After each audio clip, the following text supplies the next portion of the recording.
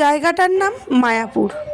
এখানকার আকাশ বাতাস প্রকৃতি, জমি, হ্যাঁ, সর্ষে ক্ষেতে সুন্দর একবারে হলুদ ফুলে ভরে গেছে। সব কিছুর সাথে ওই কৃষ্ণ নাম যে ভেসে আসছে, এটা বোধহয় মায়াপুরেই শোনা যাবে। মায়াপুর নবদ্বীপ গেলেই এই উপলব্ধি করা যাবে যে শ্রীকৃষ্ণ কোথায় কোথায় বিরাজ করছে। সত্যিই যেন প্রকৃতিতে মিশে গেছে মনে হচ্ছে, তাই না? তো 31st নাইট কোনো জায়গায় লেট নাইট পর্যন্ত পার্টি করব না ভেবে আমরা এবার ভেবেছিলাম আমরা মায়াপুরে কাটাবো। তো চলে গিয়েছিলাম আমরা মায়াপুর। 31st ডিসেম্বর যখন 2:30 বাজে, তখন আমরা প্রায় মায়াপুরে পৌঁছে গেছি।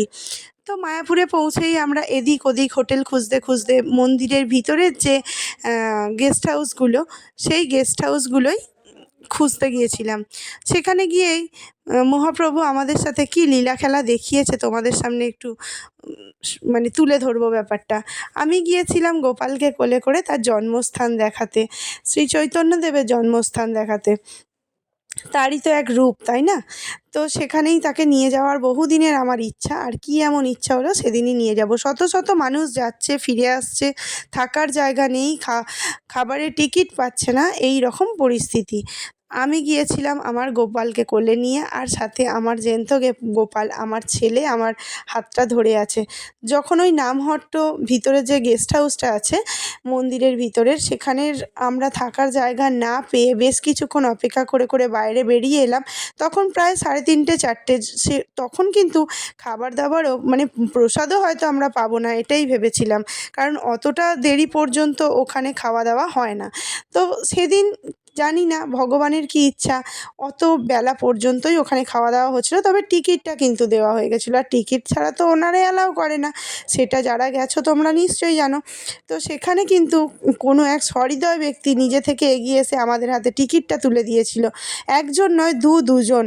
তো আমাদের দুটো টিকিটের প্রয়োজন ছিল। তো ওই 60 টাকার গীতা ভবনের যে দুপুরের মহাপ্রসাদ, সেখানকার টিকিটটা আমরা ফ্রিতেই পেয়েছিলাম। তারা দুজনেই দিয়েছিল যে এতটা বেলা হয়ে গেছে, তোমরা ওই দিকেই এগোচ্ছ, তোমরা নিশ্চয়ই টিকিট পাওনি। হাতে আমাদের ব্যাগ ছিল, তো তারা হয়তো ভেবেছিল যে আমরা এই জাস্ট ঢুকেছি। তো দিয়েছিল। ভগবান যে কার মধ্যে কী রূপে আসে বলা তো যায় না। সেখান থেকেই কোনো থাকার জায়গা হচ্ছিল না খাওয়া দাওয়ার পরে। তখন বাজে প্রায় সন্ধ্যে 6টা। আমরা ভেবেছিলাম ফিরেই আসবো, কারণ ওই ছোট ছেলে নিয়ে এই হাড় কাঁপুনি ঠান্ডা, 31st নাইট প্রচণ্ড ঠান্ডা পড়েছিল।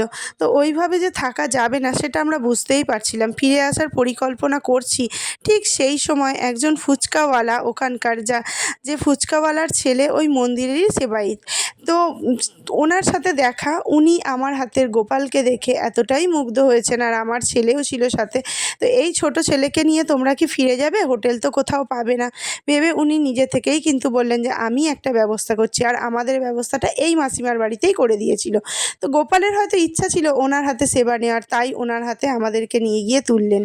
তো সেখানে মাসিমা একদম সেই দিন 31st সন্ধেবেলা থেকে আমার গোপালকে এত যত্ন করেছে, এত যত্ন করেছে, সেই যত্ন বোধহয় আমিও আজ অবধি করতে পারিনি। এটা হচ্ছে 1 জানুয়ারি সকালবেলা, যখন মাসিমা আমরা বেরিয়ে আসবো তখন নিজে থেকেই বলেন আমি স্নান করে একটু সাজিয়ে দিই, তারপর তুমি নিয়ে যেও, সেবা টেবা আমি দিয়ে দিই আজকে। তো গোপাল তার হাতে খুব মানে খুবই মানে সযত্নে উনি আমার গোপালকে সেবা করেছেন, আর গোপালও কিন্তু মহা আনন্দের সাথে তার হাতে সেবা নিচ্ছে। গোপালের মুখ দেখেই সেটা বোঝা যাচ্ছে।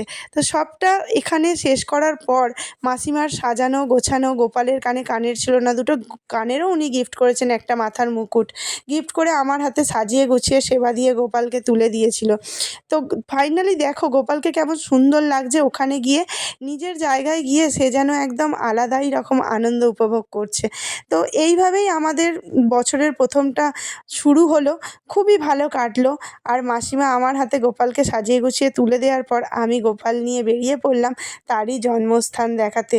তারই, হ্যাঁ, হয়তো শ্রীকৃষ্ণের জন্মস্থান নয়, কিন্তু শ্রী চৈতন্যদেবের জন্মস্থান দেখাতে আমি গোপালকে নিয়ে বেরিয়ে পড়েছিলাম। তো দেখতেই পাচ্ছ সেখানেও গোপাল একটা ঝুড়ির মধ্যে আমার কোলে বসে আছে, আর আমি কিন্তু সুন্দর করে ওকে নিয়ে